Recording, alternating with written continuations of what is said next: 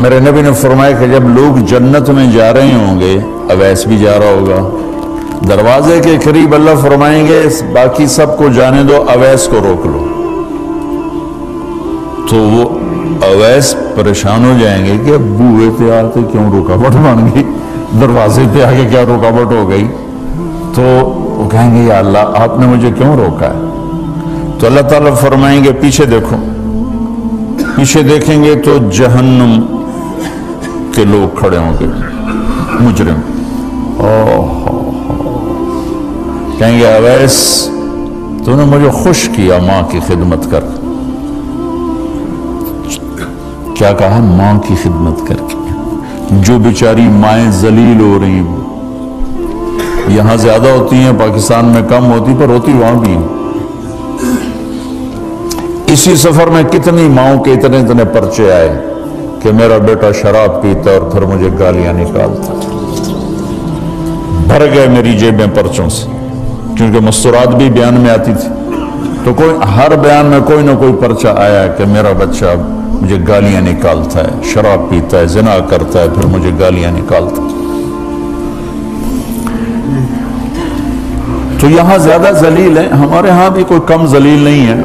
کوئی قسمت والی ماں ہے جس کو فرما بردار اولاد ملتی ہے، تو اللہ فرمائیں گے اویس تو نے مجھے بہت خوش کیا ماں کی خدمت۔ دیکھیے جہنم کے لوگ کھڑے ہیں، تو انگلی کا اشارہ کرتا جا، اللہ جدھر جدھر تیری انگلی کا اشارہ ہوگا ادھر ادھر لوگوں کو جہنم سے نکال کے جنت میں ڈال دوں۔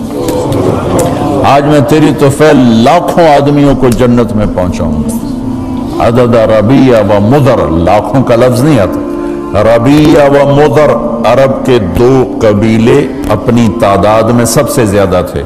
تو اللہ تعالیٰ کہیں گے اویس آج تیری طفیل جتنا ربیہ اور مدر دو بڑے قبیلوں کے لوگ ہیں، اتنے مجرم آج تیری طفیل جنت میں ڈال دوں۔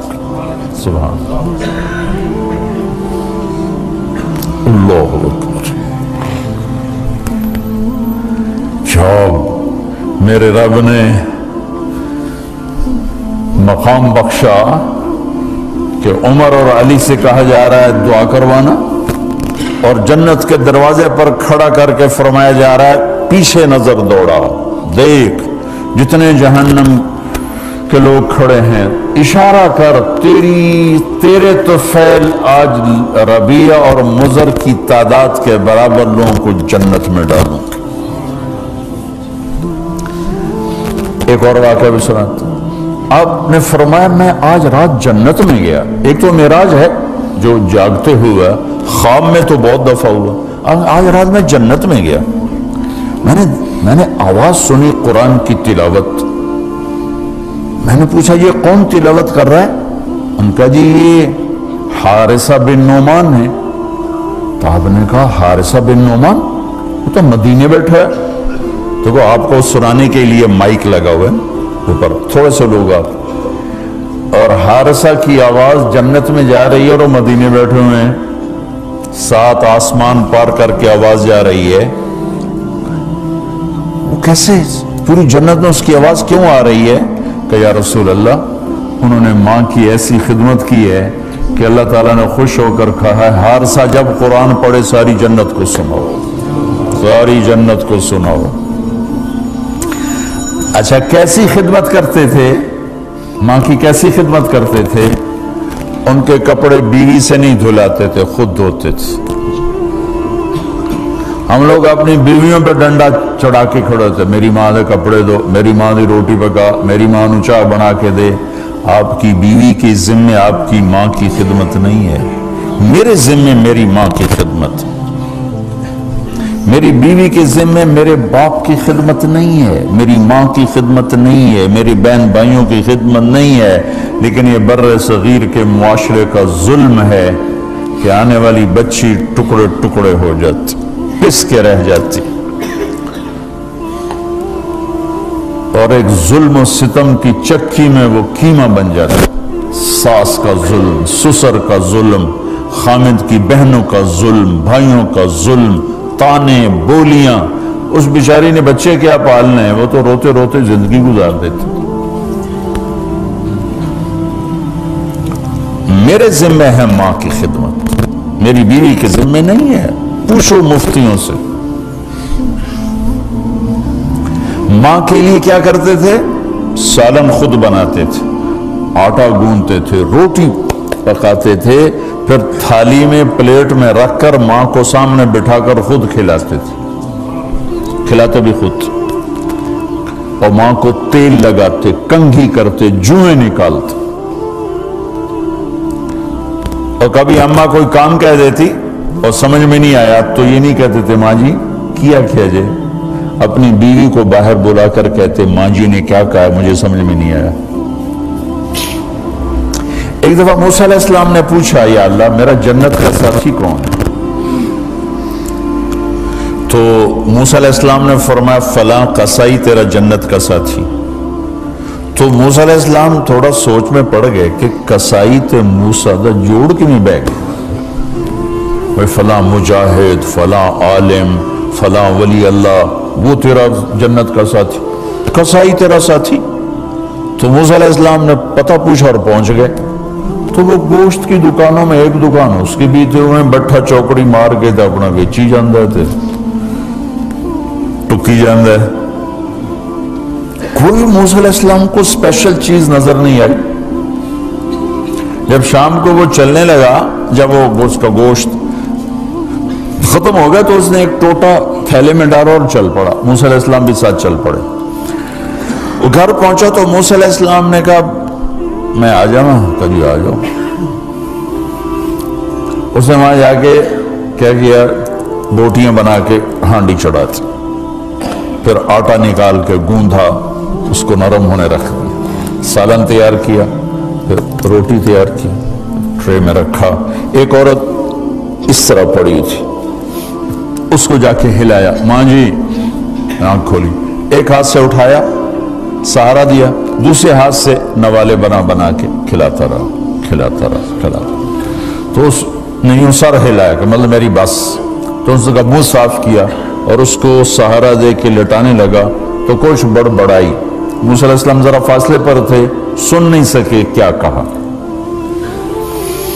موسیٰ علیہ السلام نے فرمایا میرے بھائی یہ کون ہے؟ کہا جی میری ماں ہے، اور میں جب صبح جاتا ہوں نا کام پر تو اس کے سارے خدمت کر کے روٹی پانی کھلا پلا پھر میں جاتا ہوں، پھر جب شام کو واپس آتا ہوں تو پہلے میں اس کی یہ خدمت کرتا ہوں۔ بیوی سے نہیں کہا، خود کیا۔ ہم اپنی بیویوں کو کتنا ذلیل کرتے ہیں، اور 99% جو ساس ہے وہ نیگیٹو ہے اور ظالم ہے۔ 99% ساس نیگیٹو ہے اور ظالم ہے، اور ہمارے بچوں کو ہوش نہیں کہ میری ماں ہے، میری ماں ہے۔ ماں کی وجہ سے بیوی کو تباہ نہ کرو، اور بیوی کی وجہ سے ماں کو تباہ نہ کرو، اس میں بیلنس کرو۔ بیوی کے عشق میں ماں باپ ذلیل نہ ہو، اور ماں باپ کے عدم میں بیوی ذلیل نہ ہو۔ یہ دونوں نوحے میں سن رہا ہوں، اس لیے بول رہا ہوں، دکھ سے بول رہا ہوں۔ کہا جی میں شام کو پھر اس کی خدمت کرتا ہوں، اب بچوں کو بعد میں دیکھتا ہوں۔ کہا اچھا یہ بتا یہ کیا کہہ رہی تھی؟ لٹا رہے تھے۔ کہنے لگا جی بس ماں جو ہوئی جب بھی خدمت کرتا ہوں تو کہتی اللہ تجھے جنت میں موسیٰ کا ساتھی بنا۔ میں تو جی کمی کسائی تے موسیٰ کلیم میرا دکی جوڑ ہے۔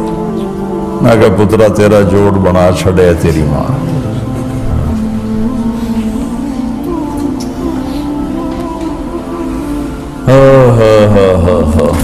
ماں باپ زندہ ہیں دعا لو، فوت ہو گئے ان کی قبروں پہ جایا کرو، وہاں بیٹھ کے قرآن پڑھا کرو۔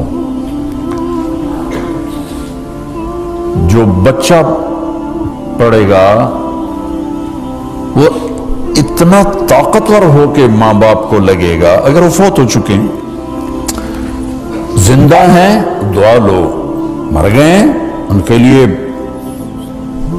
ان کی قبر پہ نہیں جا سکتے ہو، یہاں کی زندگی بہت تیز ہے، کبھی تو جایا کرو، کسی ویکنڈ پہ چلے جایا کرو، کسی اتوار پہ چلے جایا کرو، کسی ہفتے کو چلے جایا کرو، مہینے بعد 2 مہینے بعد، سال میں 1 دفعہ سے، کہ یہ ان کا حق ہے، ان کا حق ہے۔ اور ابن القیم رحمۃ اللہ علیہ نے ایک واقعہ لکھا ہے کہ عبداللہ بن مطرف رحمۃ اللہ علیہ نے خواب دیکھا کہ قبریں پھٹیں اور لوگ نکلے اور کوئی چیز ایسے اٹھا رہے ہیں، ایسے اٹھا رہے ہیں، ایسے اٹھا رہے ہیں۔ ایک آدمی نکلا اور جا کر ایک درخت سے ٹیک لگا کے بیٹھ گیا۔ یہ اس کے پاس جا کر کہتے ہیں بھئی آپ کون لوگ ہو؟ وہ کہتے ہیں ہم ایمان والے ہیں۔ کہ یہ کیا ہو رہا ہے؟ کہ جو رشتہ دار ثواب بھیجتے ہیں یہ وہ اکٹھا کر رہے ہیں۔ کہ تم کیوں نہیں اکٹھا کر رہے ہو؟ کہ میرا بیٹا حافظ قرآن ہے، ایک قرآن روزانہ ختم کر کے مجھے بھیج دیتا ہے، تو میں نے پرچون دی لوڑ نہیں رہ جاندی، میرا تھوک دا کام۔ کہ تیرا بیٹا کیا کرتا ہے؟ کہ اس کی مٹھائی کی دکان ہے بازار میں۔